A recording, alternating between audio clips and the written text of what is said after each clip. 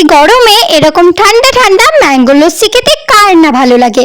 তো চলো আজ তোমাদের সঙ্গে রেসিপিটা শেয়ার করা যাক। প্রথমে একটা পাকা আম নিয়ে নিয়েছি, আমটা এরকম ভাবে কেটে নিয়েছি। তারপরে একটা মিক্সি জারের মধ্যে আমের পাল্পটা দিয়ে দিলাম আর দিয়ে দিলাম মিষ্টি দই। তোমরা এখানে টক দইও দিতে পারো, যেহেতু আমার টক দই একদমই ভালো লাগে না তার জন্য আমি মিষ্টি দই দিয়েছি।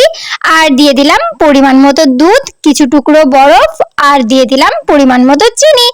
তারপরে ভালোভাবে সবটা ব্লেন্ড করে নিতে হবে। আর এই দেখো কত সুন্দর একটা স্মুথ পেস্ট হয়ে গেছে। এইবার একটা কাচের গ্লাসের মধ্যে দিয়ে দিলাম, দিয়ে ওপর থেকে কিছুটা বরফের টুকরো আর দিয়ে দিলাম কিছুটা আমের পাল্প, দিয়ে দিলাম অল্প একটু দই আর কিছুটা জেমস, যাতে দেখতে সুন্দর লাগে।